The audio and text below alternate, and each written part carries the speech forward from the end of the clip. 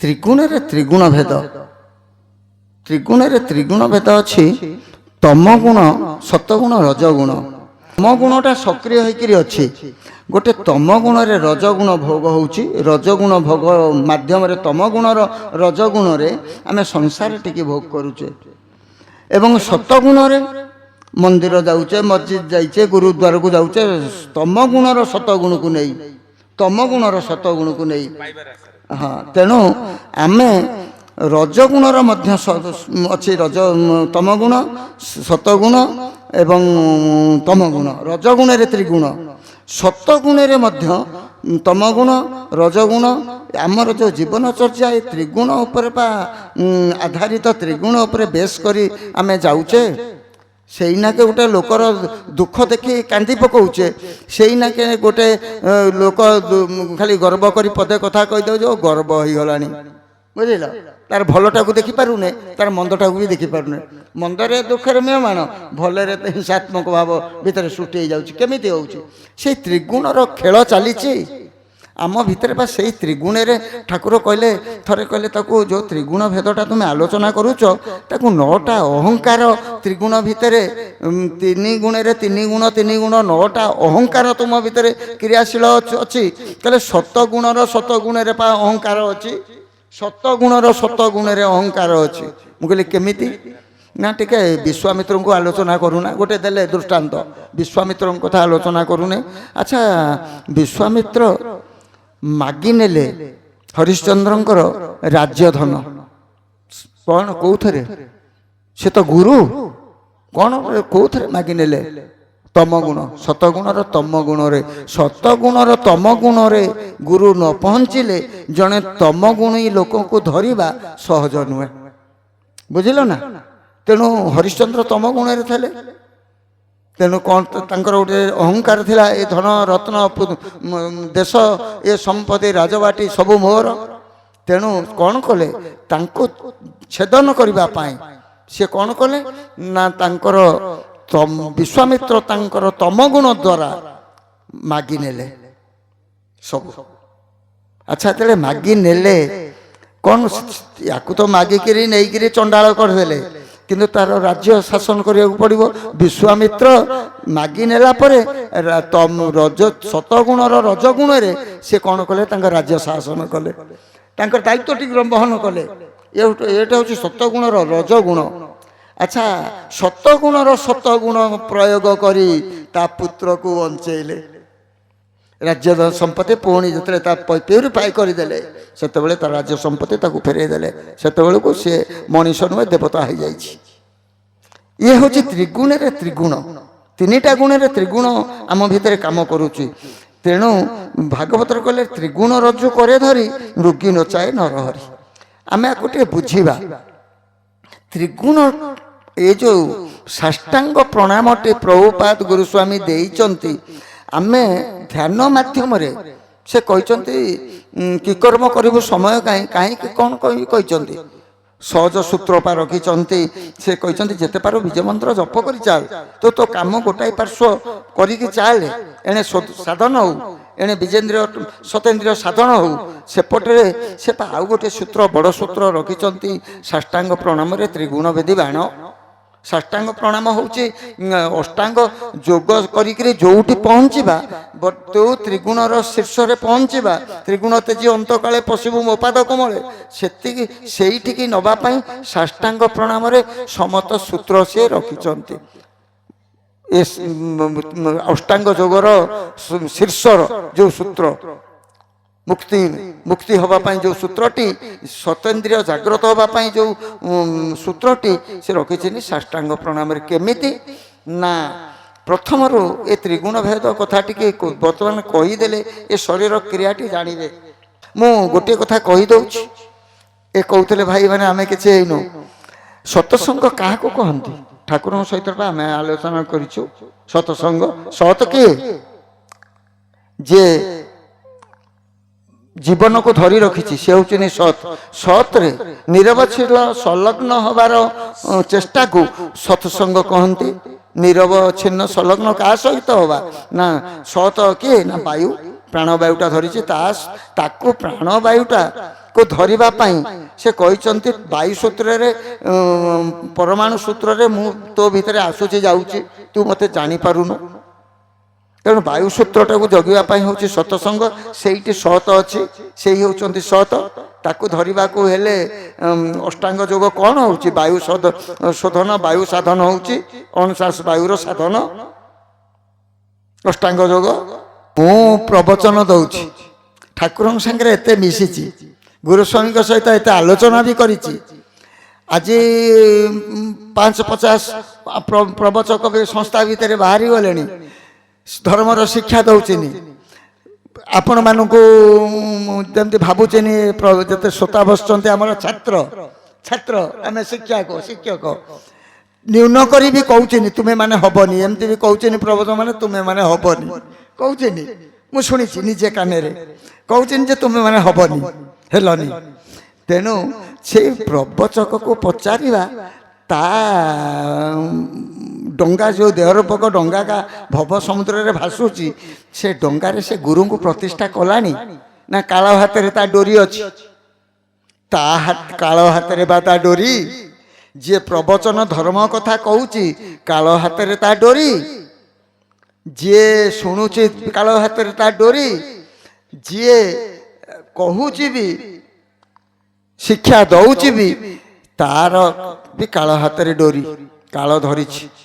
ଏ ରାମଚନ୍ଦ୍ର ଅବତାର ପୁରୁଷ ଆମେ କହୁଛେ, ତାଙ୍କ ବା ଡୋର ଥିଲା କାଳ ହାତରେ। କାଳ ପା ଶେଷ ମୁହୂର୍ତ୍ତରେ ଆସି ପହଞ୍ଚିଛି ତାଙ୍କ ପାଖରେ। ତାଙ୍କର ମୃତ୍ୟୁ ସମୟରେ କାଳ ଆସିକିରି ପହଞ୍ଚିଲା ପୁରୁଣା ବ୍ରାହ୍ମଣ ବେଶ ଧରିକିରି। ତେଣୁ ଇଏ କ'ଣ ହେଇଗଲେଣି କି କାଳ ହାତରୁ ବର୍ତ୍ତିକିରି ତ୍ରିଗୁଣ ରଜ୍ଜୁ କରକୁ ଯାଇକିରି ଦେହରୂପକ ଡଙ୍ଗା କରି ଭବ ସମୁଦ୍ରରେ ଭାସିକିରି ଯାଇକିରି ପହଞ୍ଚିଯିବେ ନିର୍ଦ୍ଦିଷ୍ଟ ସ୍ଥାନରେ କାଶୀରେ। ବୁଝୁଛ ନା? ଇଏ ତ ବଡ଼ କଥା। ତେଣୁ ମନେ ମନେ କ'ଣ ହେଇଗଲେଣି, କିନ୍ତୁ ପ୍ରଭୁପାଦ ସେ କହିଛନ୍ତି ଅନ୍ୟଥା ନୁହେଁ, ମୁଁ ତତେ ଦେଇଛି। ଏ 24 ନମ୍ବରରେ କହିଛନ୍ତି ମୁଁ ତତେ ଦେଇଛି।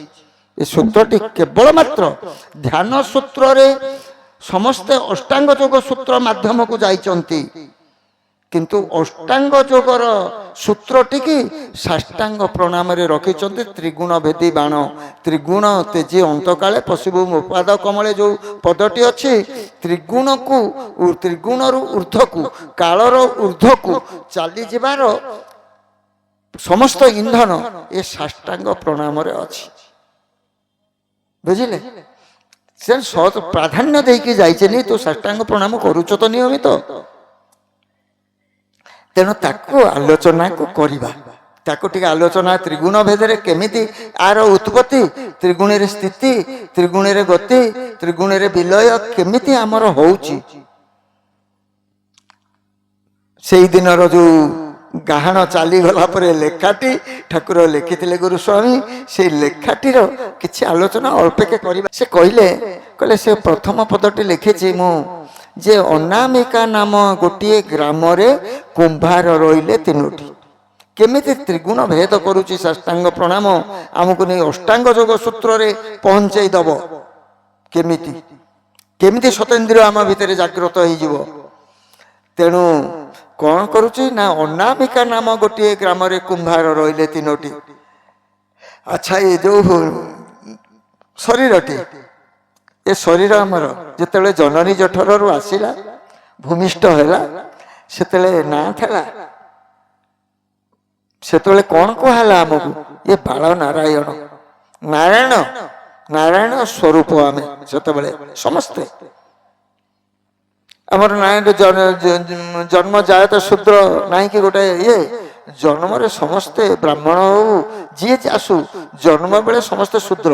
ଏ ବ୍ରାହ୍ମଣ କହୁଛେ ସିନା, ସେ ତାକୁ ଏପର୍ଯ୍ୟନ୍ତ କେହି ଭଲ ଭାବରେ ଆଲୋଚନା କରିନାହାନ୍ତି। ବୁଝିଲା? ତେଣୁ ସମସ୍ତେ ଆସିଲେ, ସେ ଅବସ୍ଥାଟି ହେଉଛି ବାଳ ନାରାୟଣ, ନାରାୟଣ ସ୍ୱରୂପ। ଅନାମିକା ନାଁ ନଥାଏ। ତେଣୁ ନାମଟି ଗୋଟେ ପରିଚୟ, ଓ ନାଁଟି ଆମ ସଂଯୋଗ କରିଦିଆଗଲା ସମାଜର ପରିଚୟ ପାଇଁ। ଏହା ବି ଏକ ତତ୍ତ୍ୱ। କେମିତି ସଂଯୋଗ କରାଗଲା? ଆମେ ଗୋଟେ ଅକ୍ଷର ଆମ ଭିତରେ ଅକ୍ଷର ବ୍ରହ୍ମ ବଳବତ୍ତର ହେଇକି ରଖିଛନ୍ତି। ସେ ବହୁତ କଥା ତାକୁ ଆଲୋଚନା କଲେ। ଯୋଉ ଅକ୍ଷର ତତ୍ଵଟି ବଳବତ୍ତର ହେଇଛି ଗ୍ରହ ନକ୍ଷତ୍ର ଚଳଣୀରେ ପ୍ରାରବ୍ଧରୁ ସେ ଅକ୍ଷରଟି ବ୍ରହ୍ମରେ ଆମେ ସେଇ ଅକ୍ଷର ବ୍ରହ୍ମରେ ଆମେ ଆସିଛେ, ଅକ୍ଷରଟି ବଳବତ୍ତର ହେଇ ଆସିଛି। ତେଣୁ ସେଇ ଅକ୍ଷରକୁ ମୂଳରେ ରଖି ଗଣନାରେ ଜ୍ୟୋତିଷ ଶାସ୍ତ୍ରରେ ତାହା ଦେଇଛି। ତେଣୁ ଜ୍ୟୋତିଷ ଶାସ୍ତ୍ରର ଗଣନା ଅନୁଯାୟୀ ଅକ୍ଷରକୁ ଚିହ୍ନି ଅକ୍ଷର ତାର ପ୍ରୋସେସକୁ ଜାଣି ଇଏ ଆସିଛିନି କଣ ନା ସ ଆସିଛି। ତେଣୁ ତାଙ୍କ ନାଁ ଷୋଳସାର ହେଲା। ଯୋଡ଼ିଦେଲେ ନାଁ ଟିକେ ବାଛିଦେଲେ, କହିଲେ ଏଇ ଅକ୍ଷରରେ ଗୋଟେ ନାଁ ବାଛ, କରିଦେଲେ ନା ଜ୍ୟୋତିଷ। ତେଣୁ ନାଁ ଧରି ଆମେ ଅଛେ। କିନ୍ତୁ ଏ ଘରଟି ହଉଛି ଅନାମିକା ଗ୍ରାମ, ଆର ନାଁ ନଥାଏ। ନାଁଟି ଏଇଠି ସଂଯୋଗ ହେଇଛି, ଚାଲିଗଲା ପରେ ଦେହ ନାଁଟି ଚାଲିଗଲା। ପୁଣି ବ୍ରହ୍ମତତ୍ତ୍ୱକୁ ଆମେ ଚାଲିଗଲେ। ଅନାମିକା ନାମେ ଗୋଟିଏ ଗ୍ରାମରେ କୁମ୍ଭାର ରହିଲେ ତିନୋଟି। ଏ କୁମ୍ଭାର କିଏ? ବ୍ରହ୍ମା, ବିଷ୍ଣୁ, ମହେଶ୍ୱର, ତ୍ରିଗୁଣରେ ଉତ୍ପତ୍ତି। ଏ ଦେହଟି ତ୍ରିଗୁଣରୁ ଉତ୍ପତ୍ତି। ତ୍ୱମ୍ ବ୍ରହ୍ମା ସୃଷ୍ଟିକର୍ତ୍ତା ଛ, ଦେହଟି ବ୍ରହ୍ମାଙ୍କ ମାଧ୍ୟମରେ ତିଆରି ହେଲା। ତ୍ୱମ୍ ବିଷ୍ଣୁ ପରିଚାଳକ, ବାୟୁ ରୂପରେ ବିଷ୍ଣୁ ଏ ସୃଷ୍ଟିକି ପାଳନ କଲେ। ତ୍ୱମ୍ ଶିବ ଶିବଦେନନ୍ତ ସର୍ବସଂହାର କାରକ। ତେଣୁ ଶିବ କଣ କଲେ? ଏ ଦେହଟିକି ସଂହାର କଲେ, ପୁରୁଣା କରିଦେଲେ। ଯେ ସୃଷ୍ଟି ରହସ୍ୟକୁ ଗଲେ, ଯେତେବେଳେ ବ୍ରହ୍ମା ତିଆରି କରିଦେଲେ ନିଷ୍କ୍ରିୟ ହେଇଗଲେ। ଆମ୍ବ ଗଛଟି ସୃଷ୍ଟି ହେଲା କିନ୍ତୁ ଫଳ ଆସିଲାନି। ଫଳ ଆଣିବା ପାଇଁ ଯୋଉ ମନୁ ଆସିଲେ 28 ମନୁ ବିଷ୍ଣୁ ଆସି ଫଳ ଆଣିଲେ ଆମ୍ବ ଗଛରେ। ମଣିଷଟି ଆସିଲା, ମଣିଷଟି କ୍ରିୟାଶୀଳ, ବ୍ରହ୍ମା ଗଢ଼ିଦେଲେ, ମଣିଷ କ୍ରିୟାଶୀଳ ହେଇଗଲା, ପାରିଲାନି। ଯୋଉଠୁ ଆସିଲା ସେଇଠିକି ଫେରିଗଲା। ସେଠୁ କଣ କଲେ ବିଷ୍ଣୁ? ପାଳନ କରିବା ପାଇଁ ଅହଙ୍କାର ତତ୍ତ୍ୱକୁ କଷାଇ ଆଣିଲେ ଏବଂ ବାୟୁ ସ୍ୱରୂପ ଏ ଶରୀରକୁ ପାଳନ କଲେ। ଲୁଗାଟି ଆସିଲା ଚିରିଲାନି, ଆମ୍ବଟି ଆସିଲା ପାଚିଲାନି, ଗଛରୁ ଝଡ଼ିଲାନି। ତେଣୁ ଆସିଲେ କିଏ ନା ଶିବ ଶକ୍ତି। ଶିବ ଶକ୍ତିରୁ ତମ ଗୁଣରୁ ସୃଷ୍ଟି ହେଲେ ଶିବ। ଶିବ ସୃଷ୍ଟି ହେଇକିରି କଣ କଲେ? ନୂଆକୁ ପୁରୁଣା କଲେ। ଯିଏ ଆଜି ଜନ୍ମ ହେଲା କାଲି ସେ ମୃତ୍ୟୁ। ଜନ୍ମ ଜରା ବ୍ୟାଧି ମୃତ୍ୟୁ ଚାରିଟା ଲଗେଇ ରଖିଥିଲେ। ଜନ୍ମ ହେଲା ମାନେ ପ୍ରତ୍ୟେକ ଫଳଠୁ ଫୁଲଠୁ ଫୁଲଠୁ ମନୁଷ୍ୟ ଦେହଠାରୁ ପଶୁ ପକ୍ଷୀ କୀଟଠାରୁ ସମସ୍ତେ ଜନ୍ମ ହେଲା ମାନେ ମୃତ୍ୟୁ ଅଛି। ତେଣୁ ତିନୋଟି ଜିନିଷ, ତିନୋଟି କୁମ୍ଭାର ଆସିଲେ। ତିନୋଟି କୁମ୍ଭାର କଣ କଲେ ନା ତିନୋଟି ମାନେ ଏଇଠି ରହିଛି ଦୁଇଟି କୁମ୍ଭାର ଗଢା ଗଢି କଲେ। ଯୋଡ଼ିଏ କୁମ୍ଭାର କିଏ? ବ୍ରହ୍ମା ବିଷ୍ଣୁ। ଯୋଡ଼ିଏ କୁମ୍ଭାର ଗଢା ଗଢି କଲେ। ବ୍ରହ୍ମା ଗଢିଲେ, ଇଏ ପରିଚାଳନା କଲେ, ଦୁଇ ଜଣ।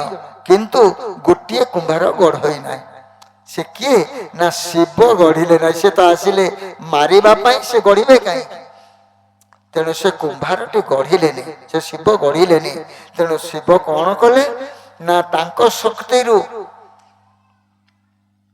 ସେ ତିନୋଟି ମାନେ ହାଣ୍ଡି ଗଢିଲେ ତିନୋଟି। ଏ ଦେହକୁ ଚଳେଇବା ପାଇଁ ଯୋଉ କଥାଟି ଆମେ କହୁଥିଲେ ତ୍ରିଗୁଣ ରଜ୍ଜୁ କରେ ଧରି। ତେଣୁ ଏ ଦେହକୁ ଚଳେଇବା ପାଇଁ ତିନୋଟି ହାଣ୍ଡି ଗଢିଲେ। ସେ ତିନୋଟି ହାଣ୍ଡି ହେଲେ ସତ ରଜ ତମ। ତ୍ରିଗୁଣ ହାଣ୍ଡି, ସତ ରଜ ତମ ତିନୋଟି ହାଣ୍ଡି ଗଢି ସେ କଣ କଲେ? ଏ ଦେହକୁ ଚଳେଇବା ପାଇଁ ସେ ଦେହଟି ସୃଷ୍ଟି କରି ଆଗକୁ ତ୍ରିଗୁଣରେ ନବା ପାଇଁ ତିନୋଟି ହାଣ୍ଡି ତିଆରି କଲେ। ସେ ତିନୋଟି ହାଣ୍ଡି ହେଉଛନ୍ତି ତ୍ରିଗୁଣ ସତରଜ ତମ। ଶିବ ଶକ୍ତିରୁ, ଶିବଙ୍କଠୁ ସୃଷ୍ଟି ହେଲା। ତେଣୁ ସେ ଯୋଉ ତିନୋଟି ହାଣ୍ଡି ଆସିଲେ, ଦୁଇଟି ହାଣ୍ଡି ଫୁଟି ଫାଟି ଗଲା, ଗୋଟିଏ ହାଣ୍ଡି ଫୁଟଇ ନାହିଁ, ଅବିନାଶୀ। ଏ ଯୋଉ ଦୁଇଟି ହାଣ୍ଡି ଫୁଟି ଫାଟି ଗଲେ, ଗୋଟିଏ ହାଣ୍ଡି ଫୁଟଇ ନାହିଁ। କିନ୍ତୁ ଶେଷ ଯେତେବେଳେ ପର୍ଯ୍ୟାୟରେ ମଣିଷ ପହଞ୍ଚେ, ରଜଗୁଣ ସତଗୁଣ ଆଉ ନଥାଏ। ରଜଗୁଣ ସତଗୁଣ ନଥାଏ। ରଜଗୁଣ ସତଗୁଣର ସେତେବେଳେ ଜୀବନ ଗଲା ପରେ ଆଉ କଣ ରଜଗୁଣ ସତଗୁଣ ଥାଏ କି? ଗଚ୍ଛିତ ଥିବା ସତ୍ୟ ଗୁଣଟି, ରଜଗୁଣ ତମ ଗୁଣ ଆଉ ନଥାଏ, କେବଳ ଥାଏ ସତ୍ୟ ଗୁଣଟି। ତେଣୁ ଦୁଇଟି ହାଣ୍ଡି ଫୁଟି ପାଟି ଗଲେ ଗୋଟିଏ ହାଣ୍ଡି ଫୁଟୋଇ ନାହିଁ। এই ଗୋଟିଏ ହାଣ୍ଡି ଯେ ଫୁଟୋଇ ନାହିଁ, ଚାଉଳ ପଡ଼ିଲା ତିନୋଟି। ତା ଦେହରେ ସେ ଗୋଟିଏ ହାଣ୍ଡିରେ ଶରୀର ବଞ୍ଚିବା ପାଇଁ, ଏ ଦେହଟି ବଞ୍ଚିବା ପାଇଁ ସେ କ'ଣ କଲେ? ତିନୋଟି ଚାଉଳ ପକେଇଲେ। ସେ ତିନୋଟି ଚାଉଳ କିଏ କିଏ? ରେଚକ, ପୂରକ, କୁମ୍ଭକ। ଯୋଉ ତିନିଟା ସୂତ୍ରରେ ଏ ଶରୀର ବଞ୍ଚି ରହିଛି। ଶରୀର ବଞ୍ଚିଛି ତିନୋଟି ସୂତ୍ର। ଏ ତିନୋଟି ସୂତ୍ର ହଉଛନ୍ତି ମୋର ପ୍ରଭୁପାଦ ଗୋସ୍ୱାମୀ ଥରେ 8 ନମ୍ବର ଚରମରେ ଆରି ଦେଇଛନ୍ତି ଦୃଷ୍ଟାନ୍ତ, କହିଲେ ରେଚକ, ପୂରକ, ବିନାଶ ତତ୍ତ୍ୱ। 8 ନମ୍ବର ଜନନୀ ଜଠର ଜରାୟୁରେ ଲେଖିଛନ୍ତି ରେଚକ ପୂରକ ଆମେ ନଉଛେ ଛାଡୁଛେ, ଇଏ ବିନାଶ ତତ୍ତ୍ୱ, ଆଉ ଛାଡି ପାରିବାନି। କିନ୍ତୁ କୁମ୍ଭକ ସୂତ୍ରଟି ଅବିନାଶୀ ତତ୍ତ୍ୱ। 8 ନମ୍ବର ଚରମରେ ଲେଖିଛନ୍ତି କୁମ୍ଭକ ସୂତ୍ରଟି। ମାନେ କଥା ହେଲା କ'ଣ? ତିନୋଟି, ଯୋଉ ଗୋଟିଏ ହାଣ୍ଡିରେ ଚାଉଳ ତିନୋଟି ପକେଇଦେଲେ ଏ ଶରୀରକୁ ଚଳେଇବା ପାଇଁ, ଖାଇ ବଞ୍ଚିବା ପାଇଁ ରେଚକ, ପୂରକ, କୁମ୍ଭକ ସୂତ୍ର ମାଧ୍ୟମରେ ସେ କ'ଣ କଲେ ନା ତିନୋଟି ସୃଷ୍ଟି କରିଦେଲେ, ତିନୋଟି ନାଡି। ଏ ତିନୋଟି ନାଡି ରେଚକ, ପୂରକ, କୁମ୍ଭକ ଆମେ ନଉଛେ, ଛାଡୁଛେ। ରେଚକ, ପୂରକ, ପୂରକ, ରେଚକ ରଖିବାଟା ହଉଛି କୁମ୍ଭକ ସୂତ୍ର। ଯୋଉଥିପାଇଁ ଏଇ ଯୋଉ ଆମର ନେଇଛେ ସାଷ୍ଟାଙ୍ଗ ପ୍ରଣାମ, ତା ଦେହରେ ଆମେ କହିନାହାନ୍ତି ନବ ଛାଡ଼ିବ, ନବ ଧୀରେ ଧୀରେ ନବ, ଧୀରେ ଧୀରେ ଛାଡ଼ିବ, ଯୋଉ ଆମେ କରୁଛେ ପ୍ରାଣାୟାମ ସୂତ୍ରରେ। ତେଣୁ ଏଥିରେ ସିଧାସଳଖ କୁମ୍ଭକ ସୂତ୍ର ହଉଛି ଆମର ସାଷ୍ଟାଙ୍ଗ ପ୍ରଣାମରେ। ଯେତେବେଳେ ମୁଣ୍ଡା ଲଗେଇ ଦଉଛ କୁମ୍ଭକ ସୂତ୍ର, ହାତ ରଖିଦେଲ କୁମ୍ଭକ ସୂତ୍ର, କେତେ 40ଟା କୁମ୍ଭକ ସୂତ୍ର ଏ ସାଷ୍ଟାଙ୍ଗ ପ୍ରଣାମ ମାଧ୍ୟମରେ 40ଟା କୁମ୍ଭକ ସୂତ୍ର ଆମର ହଉଛି। 40ଟା କୁମ୍ଭକ ସୂତ୍ରକୁ ଆମେ ଟଚ୍ କରୁଛେ ଏ ସାଷ୍ଟାଙ୍ଗ ପ୍ରଣାମ। ତେଣୁ ସେ କହିଲେ କ'ଣ ନା ଦୁଇଟି ଚାଉଳ ଫୁଟା ଫୁଟି କଲେ ଗୋଟିଏ ଚାଉଳ ଫୁଟୋଇ ନାହିଁ। ତେଣୁ ଏ ଯୋଉ ରେଚକ, ପୂରକ, କୁମ୍ଭକ, ଇଏ ରେଚକ, ପୂରକ ଇଏ କ୍ରିୟାଶୀଳ ହେଲେ ଏ ଶରୀର ଭିତରେ, କିନ୍ତୁ କୁମ୍ଭକ ସୂତ୍ର ଅବିନାଶୀ ତତ୍ତ୍ୱ ସେ କ୍ରିୟାଶୀଳ ନ ହୋଇ କ'ଣ କଲେ? ସିଏ ଆଗକୁ ଯିବା ପାଇଁ, ସେଇ ଚାଉଳଟି କ୍ରିୟାଶୀଳ ହେବା ପାଇଁ କୁମ୍ଭକ ସୂତ୍ରଟି ସିଏ ତାକୁ କୁଣିଆ ଆସିଲେ, ତିନୋଟି ଦେହ ଭିତରେ ତିନିଟି କୁଣିଆ କାର୍ଯ୍ୟକାରୀ କରିବା ପାଇଁ ସୃଷ୍ଟି କଲେ। କୁଣିଆ ଆସିଲେ ତିନୋଟି, ତାକୁ ଭୁଞ୍ଜିବା ପାଇଁ, ସେ ତାକୁ ଖାଇବା ପାଇଁ, ତାକୁ ଗ୍ରହଣ କରିବା ପାଇଁ ତିନୋଟି କୁଣିଆ ସୃଷ୍ଟି ହେଲେ। ସେ ତିନୋଟି କୁଣିଆ ହଉଛନ୍ତି ତିନୋଟି ନାଡି, ଇଅଳା, ପିଅଳା, ଶିଶୁମନା। ଏ ଦେହ କଥା, ଏ ସମ୍ପୂର୍ଣ୍ଣ ଦେହ ତତ୍ତ୍ୱଟା, ଏଇ ଦେହ ତତ୍ତ୍ୱକୁ ସମସ୍ତ ତତ୍ତ୍ୱକୁ ଟଚ୍ କରୁଛି ସାଷ୍ଟାଙ୍ଗ ପ୍ରଣାମ। ବୁଝିଲେ ନା? ଏ ସବୁ ସୂତ୍ରକୁ ଟଚ୍ କରୁଛି ସାଷ୍ଟାଙ୍ଗ ପ୍ରଣାମ। ତେଣୁ ରେଚକ, ପୂରକ, କୁମ୍ଭକ, କୁମ୍ଭକ ସୃଷ୍ଟି କଲା କ'ଣ? ଇଅଳା, ପିଅଳା, ଶିଶୁମନା ତିନୋଟି ନାଡି। ତିନୋଟି ଯୋଉ ନାଡି ରହିଲେ, ଯେହେତୁ ବିଜେନ୍ଦ୍ରିୟ ଆମ ଭିତରେ ବଳବତ୍ତର ଅଛି, ତେଣୁ କ'ଣ କଲେ ନା ଦୁଇଟି ନାଡି ଭୁଞ୍ଜା ଭୁଞ୍ଜି, ଦୁଇଟି କୁଣିଆ ଭୁଞ୍ଜା ଭୁଞ୍ଜି କଲେ, ଗୋଟିଏ କୁଣିଆ ଭୁଞ୍ଜଇ ନାହିଁ। ତେଣୁ ଏଠି ରେଚକ, ପୂରକ, କୁମ୍ଭକ, କୁମ୍ଭକ ସୂତ୍ରରୁ ଯାହା ଆସିଲା, ଯୋଉ କୁଣିଆ ତିନୋଟି ସୃଷ୍ଟି କଲା, ସେ କୁଣିଆ ଭିତରେ ଦୁଇଟି ଖାଇଲେ। ରେଚକ, ପୂରକ ଏ ବିଜେନ୍ଦ୍ର ସୂତ୍ରରୁ ଯାହା ହେଲା ରେଚକ, ପୂରକରେ କାର୍ଯ୍ୟକାରୀ ହେଲା। କିନ୍ତୁ ଆମର ସତେନ୍ଦ୍ରିୟ ଶିଶୁମନା କାଣ୍ଡଟି ସିଏ ନିଷ୍କ୍ରିୟ ହେଇକିରି ରହିଲା। ନିଷ୍କ୍ରିୟ ଯେତେବେଳେ ରହିଲା, ସିଏ କିଛି ଗ୍ରହଣ କଲାନି ଏ ଶରୀର ଭିତରୁ। ସେଇ ଗୋଟିକ ହଉଛି ସତେନ୍ଦ୍ରିୟ। ସତେନ୍ଦ୍ରିୟ କୋଷ କ୍ରିୟାଶୀଳ ହଉଛି ସେଇ ଶିଶୁମନା କାଣ୍ଡରେ। ସତେନ୍ଦ୍ରିୟ କୋଷ ପୂର୍ଣ୍ଣ ଇଏ ମାଡ଼ି ବସିକିରି ରହିଛି, ସେ ସେଠି ସତେନ୍ଦ୍ରିୟ ଜୀବକୋଷ। ସେ କିଛି ଖାଉନାହାନ୍ତି, ସେ ତ ବିଷ ଗୁଡା ଖାଉଛି, ସିଏ କାହିଁ ଖାଇବେ? ସିଏ ନିଷ୍କ୍ରିୟ ହୋଇକରି ରହିଲେ। ଦୁଇଟି କୁଣିଆ ଭୁଞ୍ଜାଭୁଞ୍ଜି କଲେ, ଇଅଁଳା ପିଅଁଳା ଦୁଇଟି ଖାଇଲେ, କିନ୍ତୁ ସତେନ୍ଦ୍ରିୟ କୋଷଟି ଆମର ଯୋଉ ରହିଲା ଶିଶୁମୁନା କାଣ୍ଡ, ଆମର ଭାଗବତରେ କହିଛନ୍ତି ଏକ ବୃକ୍ଷ ଅଂଶ ଦୁଇ ବସନ୍ତି ପ୍ରିୟ ଭାବ ଭଇ, ସେ ବୃକ୍ଷ ଯେତେ ଫଳ ଫଳ ଏକ ଭୁଞ୍ଜଇ ତାହା ବଳେ, ଏକ ରହି ଉପବାସେ ନିଲିପ୍ତ ନିରଞ୍ଜନ ଆସେ, ସମାନ ଶକ୍ତି ବହନ୍ତି ଏକୁବାର ଏକ ନ ଦେଖନ୍ତି। ବୁଝିଲେ, ଶିଶୁମୁନା କାଣ୍ଡଟି ସେଠି ଆମର ନିଷ୍କ୍ରିୟ ହୋଇକି ରହିଲା।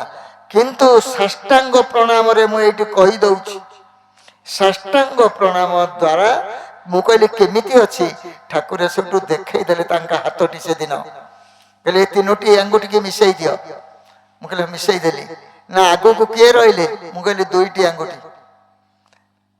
ନା ଏ ଦୁଇଟି ଆଙ୍ଗୁଠି ହଉଛନ୍ତି ଇଅଁଳା ଆଉ ପିଅଁଳା, ଦୁଇଟି ନାଡି। ତେଣୁ ତୁମର ଯୋଉ ଝରୁଛି ଉର୍ଦ୍ଧ୍ୱରୁ ଜଳ, ସେ ପଡୁଛି ଏଇଠି। ଆମର ମହାପୁରୁଷ ମାନେ ବହୁତ ଭଜନ ଏଇ ବାବଦରେ ଲେଖିଛନ୍ତି। ଶିଶୁମୁନା ରହିଛି ଛାଡିକିରି, ଶିଶୁମୁନାଟି ଛାଡିକିରି ନାଡିଟି ଅଛି, ଏଇ ହାତ ଦେଖେଇ ଦଉଛି। ତିନୋଟି କାଣ୍ଡ, ଏଇ ଯୋଉ ଆମର ଶିଶୁମୁନା କାଣ୍ଡଟି ଏଇ ଭିତରେ ଭିତରେ ଏ ଯୋଉ ଭିତରେ ପଶିକିରି ଯାଇଛି, ସିଏ ରହିଛି ଅଲଗା, ଏ ଦୁଇଟି ରହିଛି ଆଗକୁ। ତେଣୁ ଏଥିରେ ଯେତେବେଳେ ପଡୁଛି ବିଜେନ୍ଦ୍ରିୟ ସହିତ ସଂଲଗ୍ନ ଅଛି ଏ ଦୁଇଟି ନାଡି। ଏଇ ଯୋଉ ଇଅଁଳା ପିଅଁଳା ଦୁଇଟି ନାଡି ବିଜେନ୍ଦ୍ରିୟ ସହିତ ସଂଲଗ୍ନ ରହିଛି। ତେଣୁ ଯୋଉ ବିଜେନ୍ଦ୍ରିୟ ଦ୍ୱାରା ସଂଲଗ୍ନ ରହିବାରୁ ସଂସାରର ସମସ୍ତ ବିଷୟକୁ ଏଇମାନେ ଭୋଗ କରୁଛନ୍ତି ଆମକୁ। ଏଇ ଦୁଇଟି ବିଜେନ୍ଦ୍ରିୟ ମାଧ୍ୟମରେ ଠାକୁର ଜନନୀ ଜଠର ଜରାଉରେ ପ୍ରଚ୍ଛନ୍ନ କରିଦେଇଛନ୍ତି। ତୋର ବିଜେନ୍ଦ୍ରିୟ ଯେ ପର୍ଯ୍ୟନ୍ତ ବିଜେନ୍ଦ୍ରିୟ ଦୁର୍ବଳ ନ ହେଇଛି, ବିଜେନ୍ଦ୍ରିୟ ଜୀବକୋଷ ଦୁର୍ବଳ ନ ହେଇଛି, ସେ ପର୍ଯ୍ୟନ୍ତ ତୁ ଗୋଟେ ସ୍ଥିର ସାଧନାର ପଥ ହେଇନି।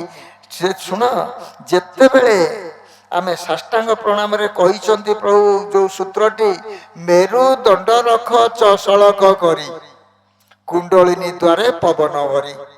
ସେତେବେଳେ ଆମେ ତିନି ହାତ ଅଧେ ଲମ୍ବୁଛେ ତ, ତିନି ହାତ ଅଧେ ଲମ୍ବିଲେ ଶରୀର ନ ଗଲେ, ତମର ମେରୁଦଣ୍ଡକୁ ଉପରକୁ ନ ଟେକିଲେ ବାୟୁ ଏଠିକି ଯିବା ଅସମ୍ଭବ। ତେଣୁ ତମର କୁଣ୍ଡଳିନୀ ଦ୍ୱାରକୁ, ମୂଳାଧାର ଚକ୍ରକୁ ବାୟୁ ଯିବାକୁ ହେଲେ ତୁମେ ତିନି ହାତ ଅଧେ ଲମ୍ବି, ଆମେ ଆକୁ ପ୍ରାକ୍ଟିକାଲ ନହେଲେ ହବନି, ତିନି ହାତ ଅଧେ ଲମ୍ବି ମେରୁଦଣ୍ଡକୁ ଟେକିଲେ ବାୟୁ ଆପେ ଏଠିକି ଯାଉଛି। ଇଏ ଯାଇକିରି କଣ କରୁଛି ନା ଉଲ୍ଟା ପଶୁଛି, ଏ ବାଟେ ଉଲ୍ଟା ବାୟୁ ପଶିଲା। ସେତେବେଳେ କଣ କଲା ନା ତା ପର ପଦରେ ଲେଖିଲେ ଯେ ମେରୁଦଣ୍ଡ ରଖ ସଳଖ କରି, କୁଣ୍ଡଳିନୀ ଦ୍ୱାର ପବନ ଭରି, ବ୍ରହ୍ମରନ୍ଧ୍ରେ ପ୍ରାଣ ପଶିବ ଯାଇ, ଚରମ ସ୍ଥାନକୁ ବାଟ ଫିଟଇ। ଲେଖିଛି ନା, ଆକୁ ଏ ପଦକୁ ଏପର୍ଯ୍ୟନ୍ତ କେହି ଆଲୋଚନା କଲେଣି, କେମିତି ଚରମ ସ୍ଥାନକୁ ବାଟ ଫିଟିବ, କାହିଁକି ମେରୁଦଣ୍ଡକୁ ସଳଖ ରଖିଲେ କେମିତି, ଏଣେ ମୂଳାଧାର ଚକ୍ର ବାଟେ ପଶିଲା ବାୟୁ ପଶିଲା। ତେଣେ କଣ ହେଲା ନା, ଯେତେବେଳେ ତୁମେ ନାସିକା ମସ୍ତକ ଭୂମିରେ ଲଗେଇଦେଲ, ମେରୁଦଣ୍ଡକୁ ଟେକିଦେଲ, ପ୍ରାଣବାୟୁ ଏଠି ପଶିଗଲା ବ୍ରହ୍ମରନ୍ଧ୍ରରେ, ଏଇଠିକି ଇଏ କଣ କରୁଛି ନା ମସ୍ତକ ଯେତେବେଳେ ଲଗେଇ ଦଉଛ, ଟେକି ଦଉଛ, ଏ ଯୋଉ ରହିଲା ଆମର ଶିଶୁମୁନା କାଣ୍ଡଟି, ଏ ଦୁଇ କାଣ୍ଡର ଆଗକୁ ଆପେ ଚାଲି ଯାଉଛି, ଆପେ ଯାଉଛି ଶରୀର ଭିତରେ, ତାକୁ ନବା ଦରକାର ନାହିଁ। ଖାଲି ତୁମେ ଯଦି ସୂତ୍ରକୁ ଧରି, ସାଷ୍ଟାଙ୍ଗ ପ୍ରଣାମ ସୂତ୍ର ସାଧନ ହେବୁରେ ଚେତନା ଆସିବ ତ 12ଟା ପଦ। ତେଣୁ 12ଟା ପଦକୁ ଆଲୋଚନା ଟିକେ ଟିକେ କରିଯିବା। ଲାଗିଗଲା ମାନେ ସେ ଆପେ ଶିଶୁମୁନା କାଣ୍ଡଟି ଚାଲି ଯାଉଛି ଆଗକୁ।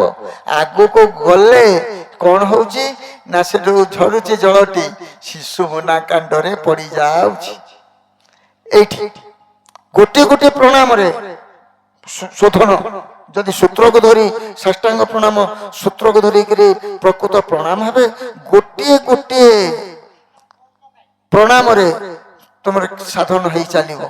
এই ଜିନିଷ ଠାକୁର କହିଛନ୍ତି ଗୋଟେ ପଦରେ, ସତ୍ୟର ଅମୃତ ଧାରା ଯେତେବେଳେ ଏଠି ପଡିବ, ତମର ଜଳଟି ସତ୍ୟର ଅମୃତ ଧାରା ବହି ଦେହେ ତୋର, ଅମୃତମୟ ଜୀବନ ହୋଇବ ତୋର। ପଦ ଦେଇଛିନି, ଆଲୋଚନାରେ ପଦ ଦେଇଛିନି ସତ୍ୟର ଅମୃତ ଧାରା ବହିବ ଦେହରେ ଯଦି ଏଠି ଜଳ ଥରେ ପଡ଼ିଗଲା ଶିଶୁମୁନା କାଣ୍ଡରେ କେବଳ ସାଷ୍ଟାଙ୍ଗ ପ୍ରଣାମ।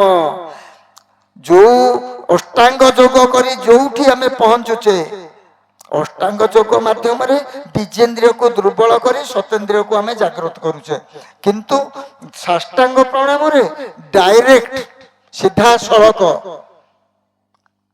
ଶିଶୁମୁନା କାଣ୍ଡ ଜାଗ୍ରତ ହଉଛି, ସତେନ୍ଦ୍ରିୟ ଗୃହରେ ଜଳ ପଡ଼ି ଯାଉଛି। ଅଷ୍ଟାଙ୍ଗ ଯୋଗ, ଏ ଅଷ୍ଟାଙ୍ଗର ଯୋଗର ସୂତ୍ର ଶୀର୍ଷ ସୂତ୍ରଟି ଏଇଠି ରଖିଛିନି। ଏଇଠି ଜଳ ପଡ଼ି ପଡ଼ି ପଡ଼ି ପଡ଼ି ପଡ଼ି ଯେତେବେଳେ ସତେନ୍ଦ୍ରିୟଟି ଜାଗ୍ରତ ହୋଇଯାଉଛି ସେଇ ହେଉଛି ସମାଧି। ସେ କହିଛନ୍ତି ଭୂମିରୁ ଦ୍ୱାଦଶ ଆଙ୍ଗୁଳି ନାଭି ପ୍ରାଣାୟାମ ସୂତ୍ରେ ସେ ଗୁରୁ ଭାବି।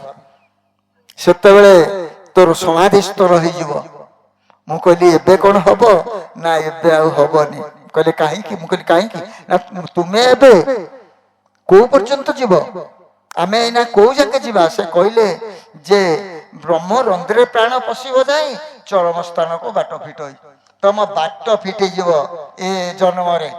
ଆଉ ମନେ ରଖ ସେ କହିଛନ୍ତି, କହିଲେ ସବୁ ବିନାଶ ତତ୍ଵ, କୁମ୍ଭକ ସୂତ୍ର ହଉଛି ଅବିନାଶୀ ତତ୍ଵ। ତେଣୁ ସାଷ୍ଟାଙ୍ଗ ପ୍ରଣାମ ମାଧ୍ୟମରେ ଜନ୍ମାନ୍ତର ବାଦରେ ତୁମେ ଏ ଜନ୍ମରେ ପହଞ୍ଚି ନ ପାର, ଜନ୍ମାନ୍ତର ବାଦରେ ଅଷ୍ଟାଙ୍ଗ ଯୋଗ ସିଦ୍ଧରେ ତୁମେ ପହଞ୍ଚିଯିବ। କାହିଁକି ନା ତୁମର ସାଷ୍ଟାଙ୍ଗ ପ୍ରଣାମରେ ଯୋଉ କୁମ୍ଭକ ତୁମର ସୃଷ୍ଟି ହଉଛି, ଯୋଉ କୁମ୍ଭକ ସୂତ୍ର ଗଚ୍ଛିତ ହେଇକି ରହୁଛି, ତୁମେ ଆଉ ସାପ ସିଡି ଖେଳରେ ପଡ଼ିବ ନାହିଁ। ଲୁଡୁପାଲି ସାପ ସିଡି ଖେଳ କେମିତିଆ? ସାପ ସିଡି ଖେଳ ତୁମେ ଜୀବନ ସାରା କର୍ମ କରି କରି ଯାଇଥାଅ, ଅଷ୍ଟାଙ୍ଗ ଯୋଗ କରିଥା। ଯୋଉ ଅଷ୍ଟାଙ୍ଗ ଯୋଗ ସୂତ୍ର କରୁଛନ୍ତି ସମସ୍ତେ, ଯମ ନିୟମ ଆସନ ପ୍ରାଣାୟାମ ପ୍ରତ୍ୟାହାର ଧ୍ୟାନ ଧାରଣା ସମାଧି 8ଟା, ତାକୁ ଯିଏ କରୁଛନ୍ତି ସିଏ ସେଇ ଭିତରେ ସାଧନା ଭିତରେ ମରୁଛନ୍ତି ନା ନାହିଁ? ମରିଲେ ଯେତେବେଳେ ମରି ଯାଉଛନ୍ତି, ଦେହଟି ଚାଲି ଯାଉଛି, ଜୀବନଟି ଚାଲି ଯାଉଛି, ମା ଜନନୀ ଜଠରରେ ପଶି ପୁଣି ଜନ୍ମ ନେଉଛନ୍ତି, ସେଇ ମୂଳକୁ ସାପ ମୁହଁରେ ପଡ଼ିଗଲେ, ସାପ ମୁହଁରେ ପଡ଼ି ପୁଣି ମୂଳକୁ ପଳେଇ ଆସୁଛନ୍ତି। ମୂଳରୁ ଫେର କର୍ମ କରି ଯିବାକୁ ପଡ଼ିବ। ମୋର ଏଇଠି ଛୋଟିଆ କଥାଟିଏ, ସଂସ୍କାର ଅଛି, ସଂସ୍କାର ସେମାନଙ୍କୁ ଆଗେଇ ନବ, କିନ୍ତୁ ମୂଳରୁ କର୍ମ କରିବା ପାଇଁ ବାଧ୍ୟ। ଯମଟିକି ପ୍ରଥମ ପାଳନ କରିବା। ଯମଟି ଜଣେ 10 ଜନ୍ମ ଯାଇପାରେ, ସେ କିନ୍ତୁ ଗୋଟିଏ ଜନ୍ମ କି ଗୋଟିଏ ବର୍ଷ କି 5 ବର୍ଷ 10 ବର୍ଷ ଭିତରେ ଯମଟିକି ପାସ୍ କରି ପଳେଇବେ। ସଂସ୍କାରଟା ଅଛି ନା, ଜଣେ ସଂସ୍କାର ଅଛି ଡାକ୍ତର ହବ, ସେଇ 10ଟା ପିଲା, କିନ୍ତୁ ଦେଖିବ ଜଣେ ଫାର୍ଷ୍ଟ କ୍ଲାସ ପାଇକି ସେ ଡାକ୍ତରଟା ହେଇଯାଉଛି, ଆଉ ଜଣେ ଫେଲ ହେଇକିରି ମାଟ୍ରିକ ଟପର ନାହିଁ। କାହିଁକି? ସେଇ ସଂସ୍କାର। ଡାକ୍ତର ହବ କିନ୍ତୁ ଅଆଠୁ ପଢିବାକୁ ପଡିବ ନା ନାହିଁ? ସାର୍ ପଢିବନି? ସଂସ୍କାର ଥାଇପାରେ। ଅଷ୍ଟାଙ୍ଗ ଯୋଉମାନେ ସାଧନ କରିକି ଯାଉଛନ୍ତି, ଜନ୍ମାନ୍ତର ବାଦରେ ସେ ଯେତେ ବାଟ ଗଲେ ବି ପୁଣି ସାପ ମୁହଁରେ ମୂଳରୁ ଆସେ, ମୂଳରୁ ପୁଣି କର୍ମ କରି ସେମାନେ ଏବେ 4 ଦିନେ ଉଠି ଯିବାର ଶକ୍ତି ଅଛି, ଆଉ ଜଣେ 4 ଜନ୍ମ ଲାଗୁଛି। এইটা পার্থক্য। কিন্তু সাষ্টাঙ্গ প্রণামরে যে কুম্ভক সূত্র প্রভুপাদ গুরুস্বামী কহিলে অবিনাশী তত্ত্ব, তার বিনাশ হবনি। তুমি যে যাকে যাইথিব সাষ্টাঙ্গ প্রণামরে, তোমার জন্মান্তর বাদরে যেতবে প্রণাম হব, আপে সে সংস্কার তুমকু দ্রুত গতিরে আগুকু নেইଯିବ, তুমি সমাধি স্তরে পৌঁছিব। সে কহিনাহাନ୍ତି 5 ବର୍ଷରୁ যদি জনে সাষ্টাঙ্গ প্রণাম সূত্রକୁ ধরি নিয়মিত করে, তাহলে প্রাপ্ত বয়স্কু অষ্টাঙ্গ যোগ সিদ্ধরে পৌঁছিଯିବ। সাষ্টাঙ্গ প্রণাম 5 ବର୍ଷରୁ সে রহিছি। 5 ବର୍ଷରୁ କାହିଁକି? ପ୍ରଭୁପାଦ ବା ଗୁରୁସ୍ୱାମୀ କହନ୍ତି, ତୁମେ ସବୁ ବୁଢା ନେଉଳ, ତମ ମେରୁଦଣ୍ଡ ବଙ୍କା ହେଇଗଲାଣି। କହିଲେ ଗୋଟିଏ ଥର ଯଦି ସ୍ଖଳନ ହୁଏ, তাহলে তুমি সাষ্টাঙ্গ প্রণাম সিদ্ধরে সেই জন্মরে পৌঁছি পারিব নাই। কিন্তু তুমি সংস্কার যদি অভ্যাস সূত্রে তাকে নেইকি গচ্ছিত করিকি জীব কুম্ভক সূত্রকু, হব কোন না সি তোমাকে দ্রুত গতিরে ফেরে জন্মান্তর বাদরে নেইଯିବ আগুক। তুমি এ জন্মরে যেতিকি আরম্ভ করছ, পুଣି তুমি সে আହୁରି আগুরু 5 ବର୍ଷରୁ 7 ବର୍ଷରୁ 8 ବର୍ଷରୁ ଆରମ୍ଭ କରିବ କର୍ମ, ଯୋଉଥିରେ ଦ୍ରୁତ ଗତିରେ ତୁମେ ଚାଲିଯିବ। ତେଣୁ ସାଷ୍ଟାଙ୍ଗ ପ୍ରଣାମ ହଉଛି ଆମର ତ୍ରିଗୁଣ ଭେଦୀ ବାଣ। ଠାକୁର କହିଲେ ତ୍ରିଗୁଣ ଭେଦୀ ବାଣ। ତ୍ରିଗୁଣକୁ ଜୟ କରିବାକୁ ଶରୀର ଭିତରେ ଯୋଉ ଅଷ୍ଟାଙ୍ଗ ଯୋଗ ଦରକାର ହୁଏ, ସାଷ୍ଟାଙ୍ଗ ପ୍ରଣାମରେ ତ୍ରିଗୁଣ ଜୟୀ ତୁମେ ହବ। ତେଣୁ ସେ କଣ କହିଲେ ନା ଦୁଇଟି କୁଣିଆ ଭୁଞ୍ଜାଭୁଞ୍ଜି କଲେ, ଗୋଟିଏ କୁଣିଆ ଭୁଞ୍ଜଇ ନାହିଁ।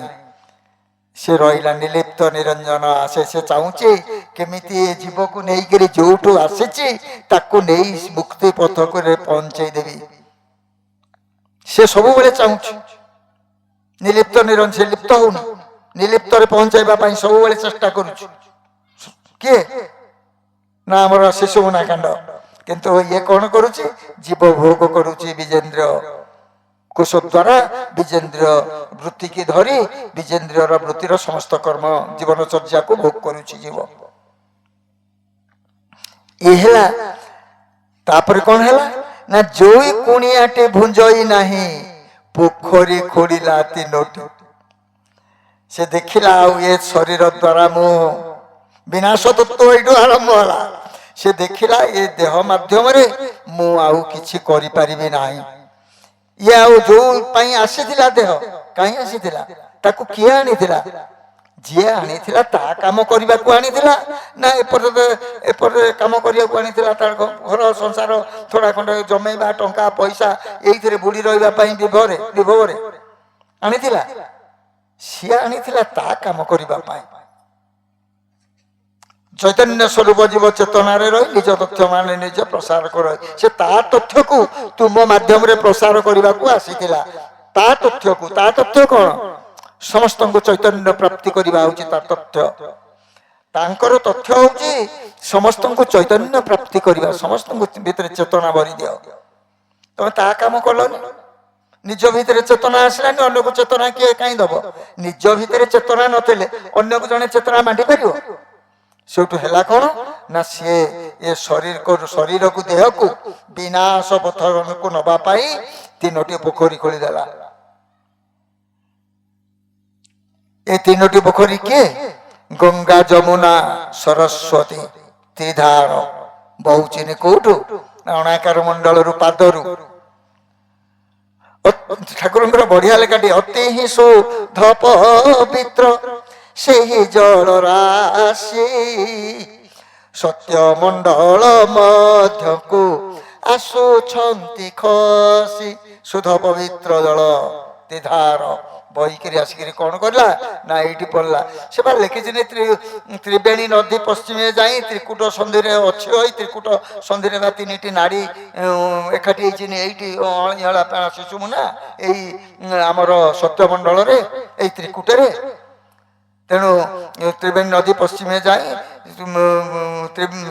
ତ୍ରିକୁଟ ସନ୍ଧିରେ ଅଛି ହୋଇ, ସେଇ ଐବର ଶବଦ ଘାତରେ ବସି ନ ପାରନ୍ତି ତହିଁ କେହି। ତେଣୁ ବିଷୟ ଯୋଉ ଜଳଟି ଯେତେବେଳେ ପଡୁଛି, ସେଇ ସର୍ପ ଯୋଉ ସର୍ପଟି ଅଛି ଆମର କୋଉଠି ନା ବିଜେନ୍ଦ୍ରିୟ ସର୍ପଟି, ତାରି ଉପରେ ଯେତେବେଳେ ଜଳ ପଡୁଛି ଫୁତ୍କାର ସେ କରିକି ସେ ଜଳକୁ ଯେତେବେଳେ ଶରୀର ଭିତରେ ସିଞ୍ଚନ କରୁଛି, ଶରୀର ବିଷ ପ୍ରାବଲ୍ୟ ହେଇକିରି ବିଷୟ ଜଗତର ସମସ୍ତ ବିଷୟକୁ ଆମେ ଭୋଗ କରିବା ପାଇଁ ଆଗ୍ରହୀ ହଉଛେ, ଧାଇଁ ଯାଉଛି ବିଷୟ ଭୋଗ ପାଇଁ। ଆଉ କରୁଛି କିଏ? ସେଇ ଜଳ। ଜଳଟି ଖସୁଛି, କିନ୍ତୁ ଶୁଦ୍ଧ ପବିତ୍ର ଜଳ, ଶୁଦ୍ଧ ଆଉ ପବିତ୍ର ଜଳ। କିନ୍ତୁ ସେ ଜଳଟି ଯେତେବେଳେ ପଡୁଛି ବିଜେନ୍ଦ୍ରିୟ ଗୃହରେ ବା ଇଅଳା ପିଅଳା ଯୋଉ ଦୁଇଟି ନାଡି ସଂଲଗ୍ନ ବିଜେନ୍ଦ୍ରିୟ ସହିତ ହେଇକିରି ଏଇ ଦୁଇଟି ନାଡିରେ, ସେତେବେଳେ ହଉଛି କଣ? ଶରୀର ବିଷାକ୍ତମୟ, ଭାବ ବିଷାକ୍ତମୟ, ସବୁ ବିଷାକ୍ତ, ପରିବେଶ ବିଷାକ୍ତ, ଅନ୍ୟର ସବୁ ବିଷ ସମୟ ହେଇଯାଉଛି, ବିଷମୟ। ଆମର ଜୀବନଚର୍ଯ୍ୟା ବିଷମୟ। ତେଣୁ ସେ ପୋଖରୀ ଖୋଳିଲା ତିନୋଟି। ଦୁଇଟି ପୋଖରୀ ଶୁଖି ସାଖି ଗଲେ। ଦୁଇଟି ପୋଖରୀ କିଏ? ଗଙ୍ଗା ଆଉ ଯମୁନା। ଦୁଇଟି ଧାର ମୃତ୍ୟୁ ସମୟକୁ, ଶେଷ ସମୟକୁ ଶୁଖି ଯାଆନ୍ତି। ସେ ସ୍ରୋତ ତାଙ୍କର ଆଉ ରହେ ନା। ଗୋଟିଏ ଚିରସ୍ରୋତ ଆଉଛନ୍ତି ସରସ୍ୱତୀ ନଦୀ। ଆ ଭିତରେ ସିଏ ଆଉ ଶୁଖେ ନା, ଚିରସ୍ରୋତା ସରସ୍ୱତୀ। ତେଣୁ ଦୁଇଟି ପୋଖରୀ ଶୁଖି ସେକି ଗଲେ, ଗୋଟିଏ ପୋଖରୀ ଶୁଖଇ ନାହିଁ। ଯୋଉ ପୋଖରୀଟି ଶୁଖଇ ନାହିଁ, ବାଳିଆ ରହିଲେ ତିନୋଟି। ସେଇ ପୋଖରୀରୁ ସୃଷ୍ଟି ହେଲେ ସରସ୍ୱତୀ ଧାରରୁ ତ୍ରିଧାରରୁ ତିନୋଟି ବାଳିଆ। ଏ ତିନୋଟି ହଉଛନ୍ତି ସେ ଯୋଉ ଜଳଟି ଯେତେବେଳେ ଆସିଲା ବିଜେନ୍ଦ୍ର ଗୃହ ଦେଇକିରି, ସେ ତିନୋଟି ହଉଛନ୍ତି କଫ, ବାତ, ପିତ୍ତ। ତିନୋଟି ରୋଗ, ତିନି ରୋଗର ସୃଷ୍ଟି କଲେ। କୋଉଠୁ ସୃଷ୍ଟି ହେଲା? କିଏ କଲା? ସେଇ ରହିକିନି ଶିଶୁମୁନା କାଣ୍ଡରେ କାଳ ବା ତାକୁ କହିଛନ୍ତି ଶିଶୁମୁନା କାଣ୍ଡେ ରହିଲେ ନନ୍ଦସୁତ। ଆରେ ନନ୍ଦସୁତ ସିନା ଦ୍ୱାପର ଯୁଗରେ ଆସିଥିଲେ, ତ୍ରେତୟା ଯୁଗରେ କଣ ଯୋଉ ମଣିଷ ଆସିଥିଲେ ତା ଭିତରେ ନନ୍ଦସୁତ ଆସିଥିଲେ? ସେ ହଉଛନ୍ତି କାଳ। ଶିଶୁମୁନା କାଣ୍ଡରେ କାଳ ଅବସ୍ଥାନ କରିଛନ୍ତି ଭଗବାନ, କାଳ ରୂପୀ ଭଗବାନ।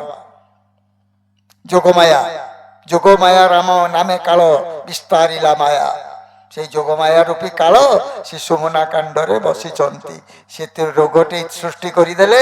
ସେଇ ସରସ୍ୱତୀ ନଦୀରୁ, ସେଇ ଧାରରୁ ସୃଷ୍ଟି ହେଲା ତିନୋଟି ରୋଗ, କଫ, ବାତ, ପିତ୍ତ। ଦୁଇଟି ବାଳିଆ ମରି ମାରି ଗଲେ, ଗୋଟିଏ ବାଳିଆ ମରଇ ନାହିଁ। এই যে কফ, বাত, পিত্ত দুইটি, বাত এবং পিত্ত বিনাশ তত্ত্ব। পিত্ত রহে না, শেষ বেড়ে বাত বি রহে না। গোটিয়ে বাড়িয়া মরই নাই, সে বাড়িয়াটি হচ্ছে, রোগটি হচ্ছে কফ। জীবনটিকে নবা পাই, এ জীবনকু শেষরে পৌঁছাইবা পাই, প্রাণবায়ুকু এ ভিতরু উড়েই নবা পাই, সংকীর্ণ করিদেবা পাই বায়ুকে, 49 বায়ুকে শরীর ভিতরে। প্রভুপাদ গোস্বামী কহিলে বায়ুটা যেতে প্রাণবায়ু যায়, সেতবে 49 বায়ু একাঠি নহলা পর্যন্ত ইয়ে যায় না। সবু একাঠি যেতবে আসিকি রহিଯିবে অনাহত চক্রে, তাকে বাহার করে নিয়ে জানিত রুন্ধি আনে সেইটু কফ। এইঠু কফ রুন্ধি নব, রুন্ধি রুন্ধি নেইকি ঘটকিনি সে কଣ କହିଲେ? ଦୁଇଟି ବାଳିଆ ମରି ମାରି ଗଲେ, ଗୋଟିଏ ବାଳିଆ ମରଇ ନାହିଁ। ଯେଉଁ ବାଳିଆଟି ମରଇ ନାହିଁ, ମାରି ଦଉଥାଏ ନାଥ, 12 ହାତ ଶାଢ଼ୀ ଚିରି ଯାଉଥାଏ 13 ହାତ। ସେଇ ଜୀବନ ସରିଗଲା। ଯେତେବେଳେ ନିଶ୍ୱାସ, ଦୀର୍ଘ ନିଶ୍ୱାସଟା ଯାଏ, ଘଡ଼ିକିଆ ଘଟକିନି ଜୀବନ ଚାଏ, ସେତେବେଳେ 12 ଆଙ୍ଗୁଳି ବାହାରକୁ ସେ ଚାଲିଯାଏ। ଗଲା କଣ ନା, ମରିଗଲା, ଚାଲିଗଲା। ଘଡ଼ିକିଆ ପକଉଥିଲା, ପ୍ରାଣବାୟୁ ଚାଲିଗଲା। ତେଣୁ ଏ ସାଷ୍ଟାଙ୍ଗ ପ୍ରଣାମ ହଉଛି ତ୍ରିଗୁଣ ଭେଦୀ ବାଣ। ଆମେ ଅଷ୍ଟାଙ୍ଗ ଯୋଗ ସିଦ୍ଧ ହେବା ପାଇଁ 50 ଜନ୍ମ 100 ଜନ୍ମ ଯାଇପାରେ, କିନ୍ତୁ ସାଷ୍ଟାଙ୍ଗ ପ୍ରଣାମ ଗୋଟିଏ ଜନ୍ମରେ ସେ ଆମକୁ ସତେନ୍ଦ୍ରିୟକୁ ଜାଗ୍ରତ କରି ମୁକ୍ତି ପଥକୁ ନେଇଯିବ, ଦେହାତୀତ ଭାବକୁ ଆମେ ଚାଲିଯିବା। ତେଣୁ ଏ ସାଷ୍ଟାଙ୍ଗ ପ୍ରଣାମର ଯୋଉ ସୂତ୍ର ଅଛି, ତାକୁ ଟିକେ ଅଳ୍ପ ସମୟ ଭିତରେ ଆଲୋଚନା କରିବା। ହାତଟା ଆମେ ଯୋଡ଼ିଲେ, ଏ ଆଙ୍ଗୁଠି ଯଦି ସବୁ ଯୋଡ଼ି ନ ହବ, ଇଏ କଣ ହାତ ଯୋଡ଼ି ହବ? ଏ ଆଙ୍ଗୁଠି ସମସ୍ତଙ୍କର ଯୋଡ଼ି ହେଲାଣି। ଆଉ ଏଇ ଯୋଉ ସୂତ୍ର, ଏ ଶେଷ ପର୍ଯ୍ୟନ୍ତ ଆଦ୍ୟରୁ ଗୁରୁ ଜଣେଇ ସାଷ୍ଟାଙ୍ଗ ପ୍ରଣାମ ହେଇ ଫେରି ପୁଣି 5 ପାଦକୁ ଯାଇ ଏଇଟା ଭାଙ୍ଗିବନି, এইটা ଆଉ ଭାଙ୍ଗିବନି। ଏ ହାତ ଯୋଡ଼ି ହେଇଛି ମାନେ ଯୋଡ଼ି ହେଇଛି। এই গোটাক সূত্র আমি এপর্যন্ত অভ্যাস কলেনি। এই গোটিক খালি অভ্যাস কলে হাতটি এমতি রহিব। আচ্ছা, আউ গোটে কথা বিচ ভাই দেখিলে, আঙ্গুটি এই অভ্যাস দ্বারা বর্তমানে কোন হয়েছে টিকে দেখিলে, কাণি আঙ্গুটি দেখন্তু, তা পাখ আঙ্গুটি দেখন্তু, লাগি যাইছে না, আউ ফাঁকা আঙ্গুটি ভিতরে নাই। দেখ ভাল করে ଆପଣ କରୁଛନ୍ତି ବା ବଙ୍କା ହେଇଗଲାଣି।